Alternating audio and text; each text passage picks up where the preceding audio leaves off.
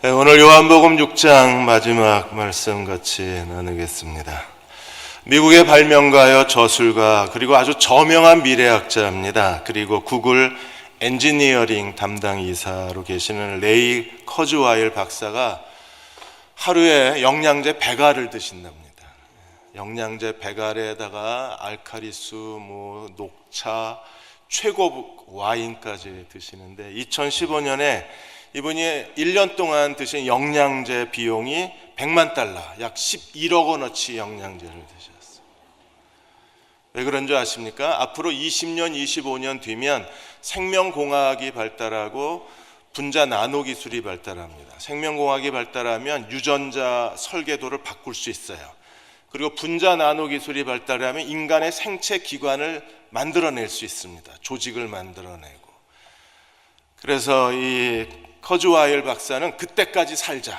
그때까지만 살면 유전자 지도 재설계하고 인체 장기를 전부 새로 만드니까 인간이 영생하는 시대가 온다 그러는 겁니다. 그래서 앞으로 20년, 25년만 살아남으면 된다. 그래서 하루에 영양제를 100알씩 드시는 거예요. 영양제 100알 드실 필요 없습니다. 왜? 하나님은 더 놀라운 선물을 우리에게 주셨는데 누구든지 예수 그리스도를 믿기만 하면 영생을 얻는 자리로 우리를 초대해 주셨어요. 그러니까 그리스도를 믿기만 하면 영생을 가진 사람이 됩니다. 근데 영생을 가르치실 때 요한복음 6장에서 예수께서 우리에게 정말 그 어색하고 불편한 이야기를 하셨는데 하나님의 주권에 대한 얘기를 하셨어요. 영생의 가르침엔 반드시 하나님 주권에 대한 가르침이 함께 옵니다. 하나님께서 예수께서 이렇게 말씀하셨습니다. 아버지께서 내게 보내신 자만 내게 와서 예수를 믿을 수 있다. 아버지께서 보내신 자가 와서 나를 믿고 영생을 얻을 것이다. 그리고 나는 그 사람을 마지막 날에 다시 살리고 한 사람도 잃어버리지 않을 것을 약속을 하셨어요. 하나님이 선택한 사람만 구원을 받는다는 것. 되게 불편합니다. 왜냐하면 하나님이 선택한 사람만 영생을 얻는다. 그러면 안 믿으려고 해도 이 사람은, 선택받은 사람은 언젠가 믿을 것이고, 내가 아무리 믿으려고 해도 선택받지 않았다면 난 못 믿는 거예요. 과연 하나님께서 고른 사람만, 너만 천국 가자 이렇게 하실까? 하나님의 예정이라는 게 있습니다. 그러나 하나님의 예정 가운데 인간의 자유의지도 있어요. 언제 하나님의 예정이 이루어지는가? 인간의 자유의지와 하나님의 예정이 만나는 지점이 있습니다. 그걸 설명한 게 잠언 8장 17절 18절입니다. 나를 사랑하는 자들이 나의 사랑을 입으며, 인간의 자유의지가 우리가 하나님을 간절히 사랑하면 사랑을 입으며 하나님의 주권과 예정이 이루어지는 거예요. 또 나를 간절히 찾는 자가 인간의 자유의지입니다. 우리가 간절히 하나님을 찾으면 나를 만날 것이라 하나님의 예정이 이루어지는 거예요. 하나님에게는 우리가 소망하는 모든 게 다 있습니다. 부귀가 내게 있고 장구한 재물과 공의도 내게 있느니라. 그걸 가지고 계신 하나님을 우리가 사랑하고 간절히 찾으면 하나님의 사랑을 입고 하나님을 만난 바 될 것이라고 말씀하셨어요. 가버나움 회당에서 예수께서 생명의 떡에 대해서 말씀하셨을 때 제자들이 크게 두 무리로 갈라져서 그들은 이 하나님의 주권에 대한 가르침 때문에 결국 예수님을 떠나는 사람들이 생겨납니다. 먼저 60절에서 66절까지 예수님을 따르는 제자들의 반응을 보고 67절에서 71절까지 12제자의 반응을 저희가 볼 거예요. 먼저 60절에서 66절까지 제자들의 반응입니다. 이 가버나움 회당에서 생명의 떡에 대한 가르침을 받고 제자들이 이렇게 반응했습니다. 60절에 제자 중 여럿이 듣고 말하되 이 말씀은 어렵도다. 누가 들을 수 있으리요. 생명의 떡, 예수께서 내가 하늘에서 내려온 떡이다. 나를 먹는 자는 살리라. 나를 먹는 자는 영생을 얻으리라. 인자의 살을 먹고 인자의 피를 마시지 않는 사람은 영생이 없다. 내가 너에게 줄 생명의 떡은 내 살이라. 이 예수님의 이 가르침을 듣고 많은 제자들이, 제자는 누구예요? 예수님을 따르기로 결단한 사람입니다. 예수님을 따르기로 결단한 제자들이 이 말씀을 듣고 어렵다, 누가 들을 수 있느냐고 소리쳤습니다. 우리는 하나님의 거룩한 영원한 생명을 가진 사람들입니다. 요한복음 1장 1절에서 4절까지 하나님의 생명은 하나님 말씀이라고 그랬습니다. 그러므로 하나님 말씀으로만 우리 안에 영적 생명이 자라나고 하나님 말씀을 통해서만 영적 생명이 풍성해질 수 있습니다. 그런데 하나님 말씀을 어렵다, 듣기가 어렵다. 그래서 이 제자들은 어떻게 했나요? 66절에 보시면 많은 제자가 예수님을 떠나가 버렸습니다. 너무 어려워, 들을 수가 없어, 힘들어. 그래서 그들은요, 예수님을 떠나고 다시는 예수님을 따르지 않았다고 했습니다. 우리는 하나님 말씀에 대해서 성숙한 자아를 가져야 합니다.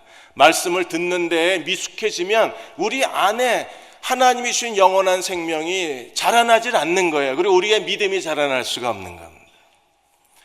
히브리서 5장 13절 14절에서 유아적 상태에 있는 사람하고 장성한 사람을 비유를 했습니다. 13절에 보시면 젖을 먹고 사는 사람은 누구나 다 어린아이이므로 하나님 말씀을 쉬운 말씀만 원해요. 듣기 좋은 말씀만 원합니다. 익숙한 진리만 들으려고 합니다. 이런 사람들은요, 젖만 먹는 아이들입니다. 그래서 그들의 신앙은 어린아이와 같다 그랬어요. 옳은 가르침에 익숙하지가 않는 겁니다. 벌써 예수님이 생명의 떡에 대해서 강론을 하니까 많은 제자들이 이 말씀은 어렵다, 누가 들을 수 있으리요, 그리고 예수님을 떠나버린 거예요. 장성한 사람들은 어떤 사람들입니까? 그러나 단단한 음식물은 장성한 사람들의 것입니다. 그들은 경험으로 선과 악을 분별하는 세련된 지각을 갖고 있는 사람. 그리스도인이라면 하나님 말씀에 자아를 가져야 합니다. 그리고 우리는 하나님 말씀에 대한 세련된 지각, 세련된 지성을 가져야 돼요. 그래서 그 말씀을 통해서 우리 안에 하나님이 주신 영원한 생명이 자라나고, 그 말씀을 통해서 우리는 그리스도를 닮아가고, 그 말씀을 통해서 우리는 하나님의 영광을 이 땅에 실현시킬 수 있는 겁니다. 하나님의 말씀을 들을 줄 아는 귀를 가져야 합니다. 머니투데이즈의 줄리아 투자 노트에서 칼럼에서 월급쟁이들이 성공하려면 어떻게 하나라는 칼럼을 하나 썼습니다. 사업하는 사람들은 성공 가능성이 높지만 월급쟁이들은 어떻게 성공해야 되는가?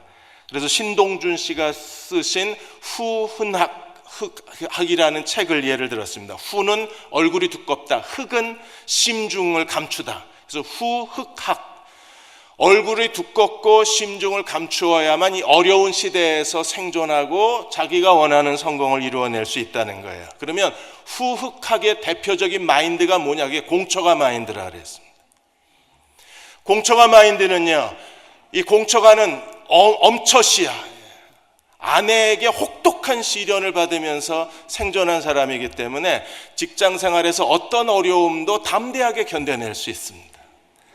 그 다음에 가정에서 엄한 아내 밑에서 2인자 리더십을 발휘하기 때문에 회사에서도 2인자 리더십을 발휘해서 1인자와 팔로우 직원들 사이에서 2인자 리더십을 가지고 성공적인 자기 인생의 발판을 마련할 수 있다 그랬어요. 무엇보다도 공처가 마인드의 중요한 것은 아내의 말을 알아들을 줄 아는 능력이 회사에서 윗사람의 말을 알아들을 줄 알고 아랫사람의 말을 알아들을 줄 알기 때문에 이 사람은 사람들의 말을 청종할 줄 아는 능력을 가지고 성공한다 그랬어요. 청나라 말기 시대에 이종호도 똑같은 얘기를 했습니다. 부인을 두려워하는 정도에 따라서 관직이 정비례한다 그랬습니다. 아내 여러분, 남편을 공처가로 만들어 주십시오. 그래야 하나님 말씀을 들을 줄 아는 귀가 열려요. 말씀을 들을 줄 알아야 우리가 장성한 사람이 되고 단단한 음식도 먹을 수 있어야 하나님 말씀이 그의 인생을 하나님 앞에 견고하게 세워줄 수 있는 겁니다. 이 사람들은요, 하나님 말씀을 들을 줄 몰랐어요. 예수께서 이 사람들이 수군거리는 걸 아시고 이렇게 말씀하셨습니다. 61절에 이 말이 너희에게 걸림이 되었느냐? 이 말이 너희를 실족하게 했느냐? 이 말이 어렵다고 지금 얘기하고 있는 거냐? 그리고 62절에 그러면 너희가 인자가 이전에 있던 곳으로 올라가는 것을 본다면 어떻게 하겠느냐? 반드시 이 일은 이루어진다. 내가 십자가에 죽고 부활함으로 말미암아 너희에게 말한 내 살을 먹고 내 피를 마시는 그리스도의 희생제사, 화목제사를 통한 하나님의 구원은 반드시 이루어질 것이다. 그때 너희는 어떻게 하겠느냐? 그들은 지금 이걸 이해하지 못한다고 예수를 떠나고 있는 거예요. 그런데 하나님은 그 일을 반드시 이루어내실 것입니다. 그러면 우리는 어떻게 해야 되나요? 예수님 하나님 말씀에 대해서 이렇게 정의하셨습니다. 63절에 살리는 것은 영이니 육은 무익하리라. 내가 너에게 이른 말은, 가버나움 회당에서 말씀하신 생명의 떡에 대한 이 강론은 내가 너에게 가르치니 모든 말은 영이요 생명이라. 하나님 말씀이 생명입니다. 그런데 그 말씀은요 영이요 생명입니다. 무슨 말입니까? 성령으로만 깨달아질 수 있는 거예요. 육체는 무익합니다. 인간의 지성, 인간의 상상력, 인간의 지혜, 인간의 도덕적 관념을 가지고 이해할 수 있는 게 아닙니다. 이것은 성령의 가르치심으로만 깨달아질 수 있는 게 하나님 말씀입니다. 우리가 하나님 말씀을 깨달으면 그 말씀이 우리의 생명이 되는 거예요. 그래서 내 말은 영이요 생명이라. 우리가 하나님의 말씀을 깨닫는 자리에 서기까지 우리는 이해할 수 없다고 그래서 예수 믿는 걸 포기할 수가 없는 겁니다. 이해할 수 없다고 해서 매일 젖이나 이유식만 먹을 수는 없는 거예요. 하나님 말씀을 아는 지식에서 자라나야만 합니다. 베드로전서 1장 23절에 우리의 거듭남에 대해서 이렇게 말했습니다. 너희가 거듭난 것은 썩어질 씨로 된 것이 아니요 썩지 아니할 씨로 된 것이니. 썩지 아니할 씨가 뭐예요? 살아있고 항상 있는 하나님 말씀으로 되었느니라. 하나님 말씀으로 거듭난 것을 믿으십니까? 하나님 말씀으로 거듭났으면 하나님 말씀에 자로 살아야 되는 거예요. 제가 남자로 태어났기 때문에 평생을 남자의 자로 사는 겁니다. 하나님 말씀으로 태어난 사람들은 평생을 말씀의 자아를 갖고 사는 거예요. 그래서 2장 1절에 3절까지 그러므로 모든 악독과 모든 기만과 외식과 시기와 모든 비방하는 말을 버리고 어떻게 해야 되나요? 갓난 아이들 같이 순전하고 신령한 젖을 사모하라. 순전하고 신령한 젖이 뭡니까? 하나님 말씀을 사모해라. 이는 너희로 구원에 이르도록 자라게 하려 함이라. 너희가 주의 인자하심을 맛보았으면 하나님의 사랑을 온몸으로 체험했으면 그 은혜로 거듭난 사람이라면 너희는 그렇게 해라. 어떻게 해요? 순전하고 신령한 젖을 사모해야 합니다. 하나님 말씀을 사모해야 그 말씀이 우리의 구원에 이르도록 자라나게 만들어주는 거예요. 세미골 이야기에서 무디 목사의 이야기를 거기에 실었습니다. 무디 목사가 거듭난 이후에 하나님 말씀대로 살고 싶었어요. 죄 짓고 싶지 않았습니다. 하나님께 헌신하고 싶었습니다. 그런데 계속 죄를 짓는 거예요. 하나님의 뜻대로 살 수가 없는 겁니다. 그래서 그는 기도하고 부흥회를 쫓아다니지만 기도할 때뿐이고 부흥회 은혜 받을 때뿐이지 다시 돌아서면 죄를 짓는 겁니다. 그래서 무디는 자기 자신에 대해서 크게 실망을 했습니다. 그래서 자기 자신을 길가에 떨어진 씨앗이라고 그랬어요. 하나님 말씀이 뿌리를 내리지 못하고 하나님 말씀대로 순종하지 못하는 자기 자신을 탄식을 했습니다. 그러다 어느 날 로마서를 읽다가 로마서 10장 16절 17절에서 그 말씀을 읽고 크게 깨달아요. 그 본문에 이렇게 말합니다. 이사야가 가로되 주여 우리가 전하는 바를 누가 믿었나이까? 그러므로 믿음은 들음에서 나고 들음은 그리스도의 말씀으로 말미암았느니라. 믿음이 들음에서 난다는 사실을 깨닫고 그 다음 날부터 무디는 아침마다 성경을 읽고 성경을 공부하기 시작했습니다. 하나님 말씀이 채워지자 그의 사역에 능력이 나타나기 시작했어요. 그가 가서 복음을 전하는 곳에 사람들이 회개하고 하나님께로 돌아오는 구원의 역사가 일어납니다. 하나님 말씀이 그의 영혼을 채우자 그의 삶에 하나님의 능력이 나타나기 시작합니다. 그는 더 이상 똑같은 죄와 교만과 이기심에 빠지지 않고 하나님의 사랑을 실천할 수 있는 그리스도의 종으로 거듭나게 되는 거예요. 그는 하나님 말씀의 놀라운 은혜에 대해서 무디는 이렇게 얘기했습니다. 하나님 말씀은 피곤할 때 우리의 편안한 침대가 되고 어두울 때 길을 보여주는 등불이 되고 일할 때 일할 수 있는 연장 하나님의 능력을 우리에게 더하여 주시고 우리가 하나님을 찬양할 때 악기가 되어서 하나님을 온몸으로 찬양하게 만들어주고 우리가 무지할 때 하나님 말씀 우리의 스승이 되어줄 뿐 아니라 우리가 그 진흙탕에 발이 빠져서 허우덕거리고 걸어갈 때 하나님 말씀 우리의 반석이 되어준다고 했습니다. 제가 대형교회에 오고 나서 지금까지 사경회, 주일예배, 수요예배, 금요기도회를 통해서 요한복음까지 벌써 20권, 성경 66권 가운데 20권을 강의하고 있습니다. 대형교회는 예배만 성실하게 드리면 예배도 드리고 하나님 말씀도 공부할 수 있게, 그래서 하나님 말씀을 체계적으로 강의하고 강론하고 있는 거예요. 여러분들이 조금만 더 시간을 내어서 오늘 함께 예배드리며 주일 말씀을 듣고 주중에 한 번만 본문을 다시 읽을 수만 있다면 여러분은 지난 3년 동안의 성경을 20권을 우리가 같이 공부하고 같이 듣고 같이 은혜를 나누는 거예요. 그 말씀이 우리를 구원을 자라나게 하고 그 말씀이 우리를 하나님의 축복의 자리로 데려가는 겁니다. 하나님 말씀이 무엇인가를 설명하고 다시 하나님의 주권에 대해서 예수님이 강조를 하셨어요. 내 말은 영이요 생명이라, 하나님 말씀에 대한 정의를 내리고 64절에 예수님이 이렇게 말씀하셨습니다. 그러나 너희 중에 믿지 않는 자들이 있느니라. 너희 중에 믿지 않는 자들이 있느니라. 이는 예수께서 믿지 아니하는 자들이 누구며 자기를 팔 자가 누구인지 처음부터 아심이라. 처음부터 아심이라. 이게 하나님의 예정, 처음부터 아심이라. 하나님의 선택, 처음부터 아심이라. 하나님의 주권이잖아요. 처음부터 아셨답니다. 누가 믿지 않을 건지. 그 많은 제자들이 있는데 그 중에 어떤 사람이 믿지 않을지, 12제자가 있는데 그 중에 누가 예수를 팔지 예수님은 처음부터 아셨답니다. 그럼 오늘 우리는 뭐 하고 있는 건가요? 우리는 하나님이 선택받은 사람이라고 스스로 확신할 수 있나요? 유대인들은요, 자기네들이 아브라함의 혈통의 자손이기 때문에 하나님의 선택받은 민족이라고 확신했습니다. 그러나 나중에 예수께서 뭐라고 그러셨어요? 아브라함의 믿음의 자손이 아브라함의 자손이라 그랬어요. 나는 선택받은 사람입니까? 오늘 우리는 어떻게 해야 되나요? 예수님은 이미 알고 계셨답니다. 그리고 뭐라고 말씀하셨어요? 65절에 또 이르시되 그러므로 전에 너희에게 말하기를 내 아버지가 오게 하지 아니하시면 누구든지 내게로 올 수 없다. 내게 오는 자가 정해져 있다는 겁니다. 이 말 때문에 어떤 일이 일어났어요? 66절에 그때부터 언제부터 예수님이 정해진 사람만 나를 믿는다. 너희 중에 믿지 않는 사람도 많이 있다. 정말 불쾌하게 얘기하셨잖아요. 그러자 제자 중에 많은 사람이 예수를 떠나고 다시는 예수님을 쫓지 않았답니다. 우리는 선택받은 사람일까요? 네, 나중에 여러분 죽어서 천국 간데 너 아니야 이러면 어떻게 하실 건가요?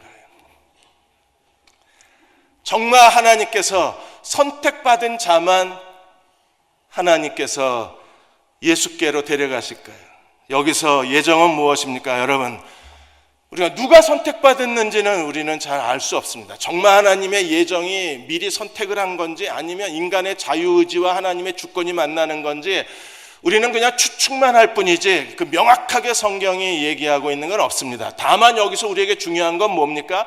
처음부터 알고 계셨고 그리고 아버지가 정한 사람만 예수께 온다고 할지라도 우리가 오늘 해야 될 일은 뭐예요? 하나님 말씀을 사모하고 하나님 말씀을 연구하고 말씀 가운데 걸어 들어가야만 합니다. 그래야 거기서 하나님의 예정이 이루어지고 거기서 하나님의 역사가 일어나는 거예요. 실제로 데살로니가 교회가 그랬습니다. 사도행전 17장 11절 12절에 베레아 교회, 데살로니가 교회에 대해서 이렇게 얘기합니다. 베레아에 있는 사람들은 데살로니가에 있는 사람보다 더 너그러워서, 공동 번역에는요 더 고결해서 간절한 마음으로 하나님 말씀을 받고 이것이 그러한가 날마다 성경을 상고 연구함으로 하나님 말씀을 연구했어요. 간절한 마음으로 하나님 말씀을 받고 또 매일 하나님 말씀을 연구했습니다. 그러자 어떤 일이 벌어졌어요? 예정된 사람만 구원받았나요? 아니요. 성경이 뭐라 그랬습니까? 그 중에 믿는 사람이 많고 그리고 지체가 높은 헬라의 귀부인과 지체가 높은 헬라의 남자들도 도저히 예수 믿을 사람이라고 보이지 않는 상류층 귀족의 사람들도 예수께 나아가서 구원받는 역사가 일어난 거예요. 하나님 말씀이 역사하는 겁니다. 영국의 크리스천 투데이즈에서 영국의 무신론자 중에 한 사람이었던 그렉 레만 박사의 간증을 실었습니다. 그렉 레만 박사는요 성공한 의사입니다. 그는 아내와 두 자녀와 함께 정말 부유한 그 재산을 갖고 있었고 남들이 부러워할 만한 그런 삶을 살았습니다. 근데 언젠가부터 그의 인생에 공허감이 들기를 시작했어요. 뭘 해도 공허한 겁니다. 자기가 평생 바쳐온 의사라는 직업에 대해서도 만족감을 느낄 수가 없는 거예요. 그가 너무나 공허해하고 점점 신경질적으로 변하고 스스로를 불행하게 생각하자 주변에 있는 그리스도인들이 예수를 믿으라고 권유를 했습니다. 근데 이 레만 박사는 정말 그리스도인을 싫어했어요. 위선자들이라고 생각했습니다. 그래서 기독교인의 위선을 벗겨주고 그들이 믿는 게 허구라는 걸 밝혀주겠다고 분노하고 그때부터 성경을 읽기 시작했습니다. 성경을 읽고 성경을 연구하는, 그래서 어떻게 하든지 기독교인 너희의 위선을 내가 드러나겠다, 그런 분노의 눈으로 성경을 읽었는데 갑자기 성령이 눈을 열어버렸어요. 예수께서 하나님이 보내신 구세주라는 사실을 깨닫습니다. 그리고 성경을 읽으면 읽을수록 예수께서 십자가의 죽으심으로 우리의 모든 죄를 용서하셨다는 그 용서의 구원의 복음을 깨닫기를 시작해요. 예수께서 부활하심으로 우리를 의롭다 하시는 그리스도의 부활과 칭의의 은혜를 그가 깨닫기를 시작합니다.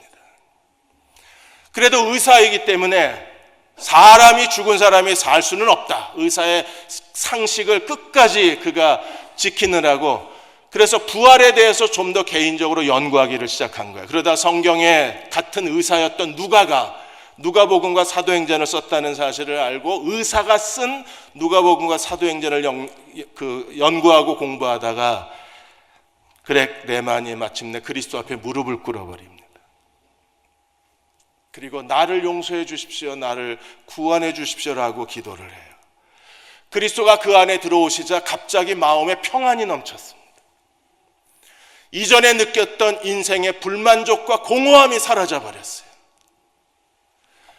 제일 기뻐한 것은 그의 아내입니다. 아내는 간증하는 자리에 와서 아내가 이렇게 말합니다. 나는 남편과 재혼했다고.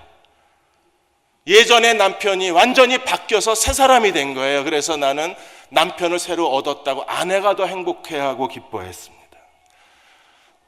불신자라도 하나님께 분노의 마음을 가지고 성경을 읽다가 성령께서 계시하시고 성령께서 빛을 비춰주시자 그 사람도 예수 그리스도에게 나아가서 구원을 받는 거예요. 우리가 누가 선택받은 사람이냐 그걸 가지고 논쟁을 벌일 게 아니라 오늘 베레아 사람처럼 간절한 마음으로 하나님 말씀을 받고 하나님 말씀을 매일 연구하고 말씀을 통해서 우리 안에 하나님이 주신 영원한 생명이 더 풍성한 생명으로 성장하고 그 풍성함을 누리는 자리로 나아갈 수 있는 말씀의 종들이 되어야만 합니다. 두 번째로 67절에 71절까지 이제 12제자로 범위를 좁히셔서 예수님이 12제자에게 67절에 이렇게 말씀하셨습니다. 예수께서 12제자에게 이르시되 너희도 가려느냐. 베드로가 제자들을 대신해서 두 가지를 대답합니다. 하나는 뭐예요? 제일 먼저 68절에 주여 영생의 말씀이 여기 있사오니 우리가 누게로 가오리까. 하나님 말씀, 영생의 말씀이 여기 있습니다. 예수님은 뭐라고 그랬어요? 내 말은 영이요 생명이라. 베드로는 뭐라고 고백합니까? 영생의 말씀이 여기 있다고 했습니다. 하나님 말씀이 생명입니다. 하나님 말씀이 영생입니다. 그리고 베드로는 다시 이렇게 두 번째 사실을 고백합니다. 주는 하나님의 거룩하신 자인 줄 우리가 믿고 알았습니다.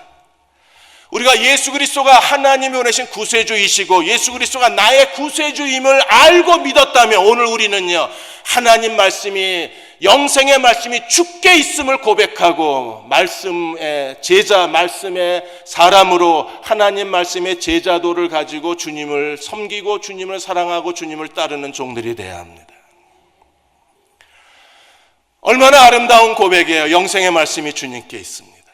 그런데 예수께서 다시 제자들에게 너희 중에 하나님이 보내신 자가 아니면 내게로 올 수 없다고 말씀하신 것처럼 12제자에게도 다시 주님의 주권에 대해서 정말 제자들 마음 상하게 말씀을 하세요. 주님 뭐라고 그러셨냐면 70절에 예수께서 대답하시되 내가 너희 12를 택하지 아니하였느냐. 그러나 너희 중 한 사람은 마귀다 그랬습니다. 처음부터 하셨다고 그랬잖아요. 근데 한 사람이 마귀라. 그리고 누군지도 얘기를 하셨어요. 누구예요? 71절에 가룟 시몬의 아들 유다. 누군지도 너희 12 중에 한 사람은 마귀다. 그 사람은 가룟 유다다. 그리고 예수를 팔 자다. 다 아셨답니다. 너희 중에 믿지 않는 사람, 너희 중에 한 사람, 12 중에 한 사람. 여러분, 우리는 정말 당황스럽습니다. 왜냐하면 예수님이 12를 택하셨잖아요. 너희 중에 내가 12를 택하지 않았느냐? 12를 택하신 분은 누구십니까? 예수님. 근데 그 중에 하나는 마귀래요. 하나님 실수하신 건가요? 하나님의 계획입니까? 나중에 천국 가서 물어봅시다. 이게 하나님 실수인지 하나님 계획인지. 근데 중요한 한 가지 사실은 뭐예요?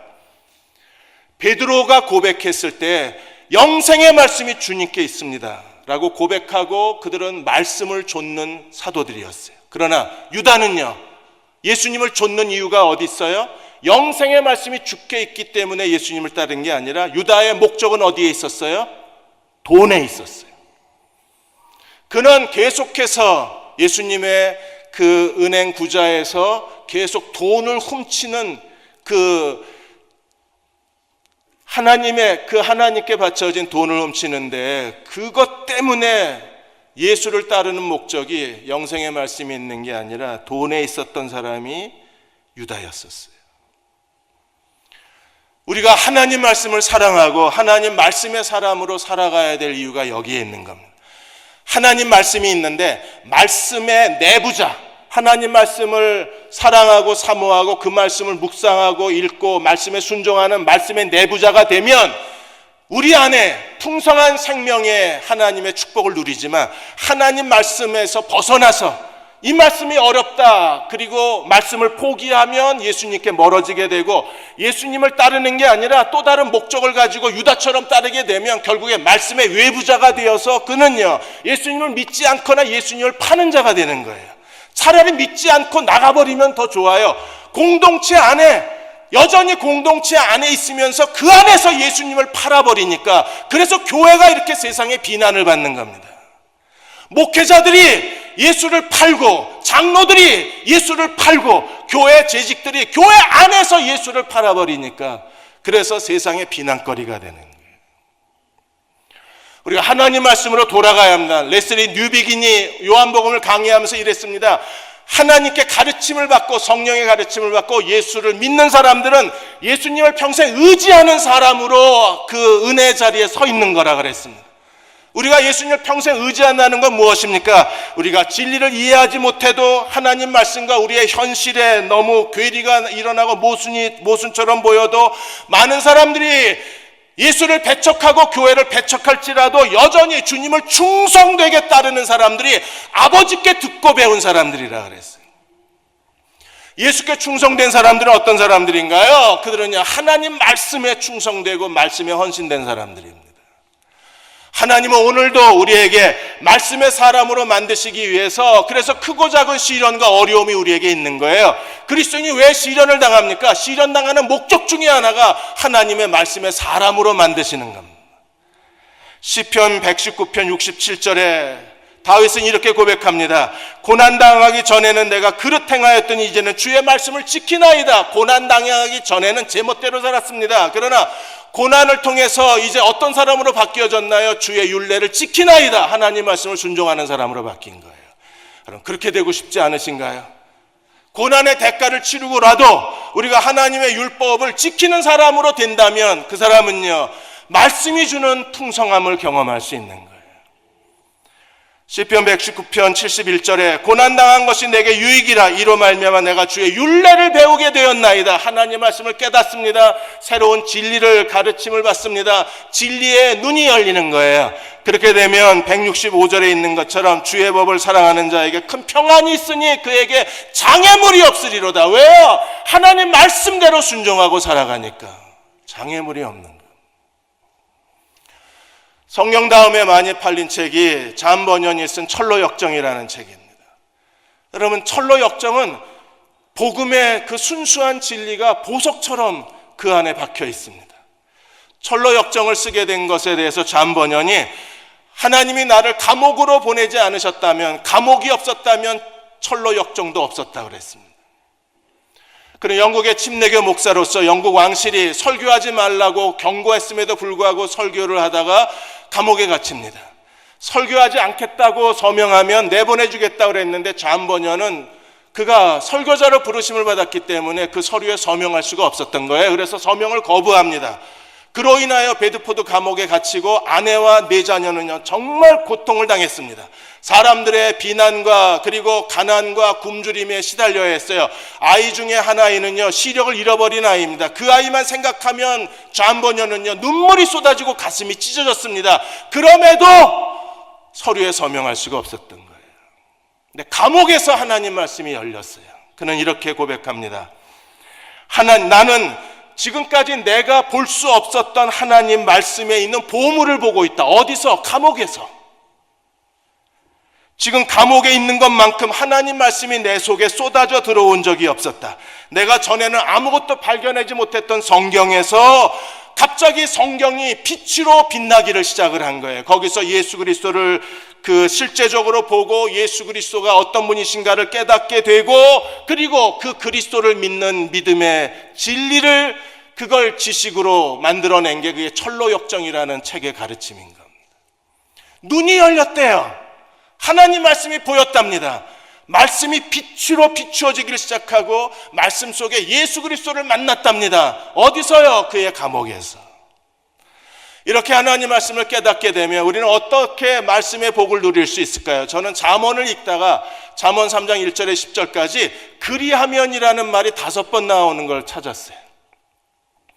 우리가 하나님 말씀에 순종하면 하나님께서요 감추어 놓으신 하나님의 보물이 있어요. 하나님의 축복이 있습니다. 그게 5가지 약속으로 나와 있어요.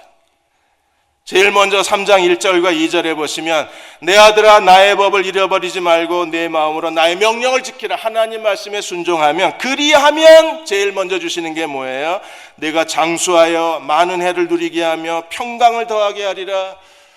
여러분, 지금 많은 분들이 가장 큰 소망이 무엇입니까? 오래 사는 거잖아요. 그래서 여러 가지 건강 음식도 많이 드시고, 근데 하나님이 약속해 주셨어요. 우리가 하나님 말씀대로 순종하면 하나님이 첫 번째 그리하면이 뭐예요? 내가 장수하여 많은 해를 누리게 할 것이다. 그런데요, 가난하고 병든 채 오래 살면 그건 불행이잖아요. 근데 하나님은 뭐라고 그러셨어요? 많은 해를 누리게 하며 평강을 더하게 하리라. 정말 편안하고 기분 좋은 노후를 약속해 주신 거예요. 두 번째 그리하면 3절과 4절에 보시면 인자와 진리가 내게서 떠나지 말게 하고 그것을 내 목에 메고 내 마음판에 새겨라. 하나님 말씀을 우리가 마음에 새기고 순종하게 되면, 그리하면 내가 하나님과 사람 앞에서 은총과 귀중히 여김을 받을 것이라. 아멘을 안 하시네요. 우리가 가장 소망하는 게 그거잖아요. 하나님께 인정받고 사람에게 인정받는. 근데 그렇게 되는 길이 있대요. 어떻게 해요? 우리가 하나님 말씀을 마음판에 새기고 순종만 하면 하나님께서 두 번째 그리하면 축복이 뭐예요? 내가 하나님과 사람들 앞에 은총을 받을 뿐 아니라 귀중히 여김을 받는답니다. 세 번째 복이 5절과 6절에 있습니다. 너는 마음을 다하여 여호와를 신뢰하고 내 명철을 의지하지 말라. 너는 범사에 그를 인정하라. 하나님 말씀을 읽으면서 모든 일에 하나님을 인정하는 사람들, 모든 일에 하나님을 인정하면, 그리하면 내 길을 지도하시리라. 하나님의 구름기둥 불기둥이 켜지는 거예요. 그래서 우리는요, 구름기둥 불기둥이 서는 곳에 서면 되고 가면 돼요. 하나님이 우리의 걸음을 주관하시고 하나님이 우리의 걸음을 인도하시는 겁니다. 이 남자하고 결혼해요 말아야 돼요? 그거 물어볼 필요가 없습니다. 왜요? 내 길을 지도하신다고 그랬으니까. 내가 이 직장에 원서를 내야 되나요? 말아야 되나요? 우리가 고민할 필요가 없습니다. 내 길을 지도하시리라고 약속해 주셨기 때문에. 네 번째 복은요, 스스로 지혜롭게 여기지 말지어다. 여호와를 경외하고 악에서 떠날지어다. 우리나라 성경에는 그리하면이 빠져 있는데 영어 버전에 보시면 그냥 그리하면이 있어요. 그리하면 이것이 내 몸에 양약이 되어 내 골수를 윤택하게 하리라. 여러분, 골수가 윤택해지면요 젊어집니다. 이번에 설 연휴에 만나서 어우 젊어졌어, 다 거짓말인 거 아시죠? 골수가 윤택해져야 젊어지는 거예요. 골수가 윤택해진 사람은요 피부 색깔도 좋고요, 골수가 윤택해진 사람은요 면역력도 높아지고. 근데 우리가 하나님을 경외하고 악에서 떠나기만 하면 하나님이 우리에게 내 몸에 양약이 되고 영생의 알약을 100알씩 털어넣을 필요가 없는 거예요. 우리가 하나님께 순종하기만 하면 내 몸에 양약이 되고 내 골수가 윤택하게 되리라. 마지막 5번째 그리하면의 복은 내 재물과 내 소산물의 처음 익은 열매로 여호와를 공경하라 하는 말씀에 순종하는 사람들은요 하나님을 공경하는 사람들입니다. 하나님을 공경하면 어떻게 되나요? 내 창고가 가득히 차고, 하나님 그것까지 안 바랍니다. 절반만 채워주셔도 좋습니다. 그런데 하나님 약속은 뭐예요? 가득히 채우고. 뭘? 내 창고를. 하나님 믿을 바에 한번 이렇게 살아보는 것도 좋지 않을까요? 지금 하나님 믿으시니까 와서 예배 드리시는 거잖아요. 그러면 우리 중에 누군가는 이 약속을 좀 누려야 되지 않을까요? 내 창고를 3분의 1만 그래도 감사할 텐데. 아니요, 저는 5분의 1만 주셔도 감사할 것 같아요. 그런데 하나님은 가득히 채우고 거기다가 내 포도즙 틀에 포도즙이 넘치랴 그래도 감사할. 작년 거래도 포도즙이 넘치기만 해도 전 감사할 것 같아요. 아니 3년 전 거래도 괜찮아요. 포도즙 틀에 포도즙만 넘쳐도 감사할 텐데 주님은 뭐라고 말씀하셨어요? 새 포도즙이 넘치리라. 새 포도즙은 뭐예요? 작년 거 다 팔렸다는 거잖아요. 그래서 매년 포도즙을 새로 짠다는 거잖아요. 그만큼 삶에 활력이 있고 성취가 있고 하나님이 주시는 기쁨이 넘치는 거예요.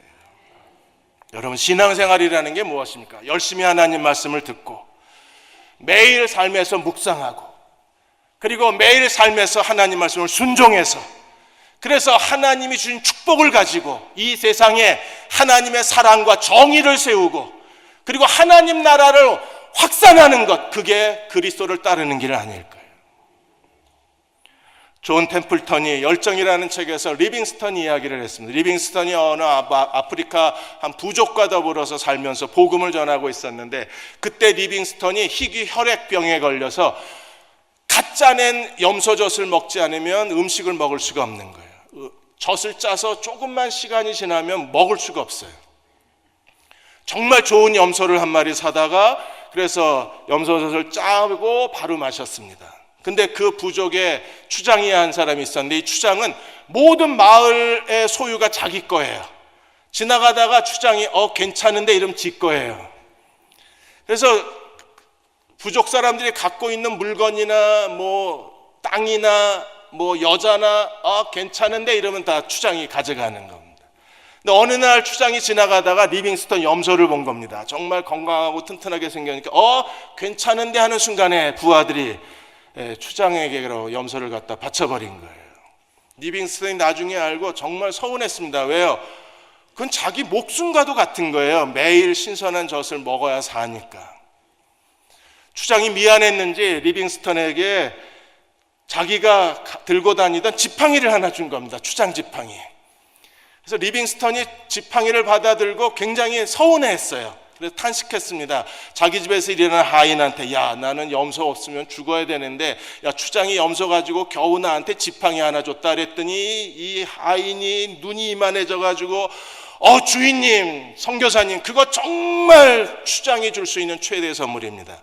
지금 추장이 자기가 원하는 걸 다 가질 수 있는 것은 그 지팡이 권위 때문입니다. 그걸 선교사님한테 주었다는 것은 선교사님이 그거 들고 다니다가 좋은데 이러면 다 선교사님께 됩니다.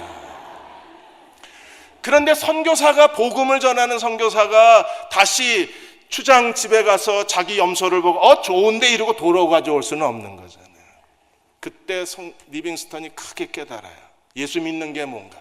하나님이 우리에게 독생자 예수 그리스도를 선물로 주셨어요. 화목제물로.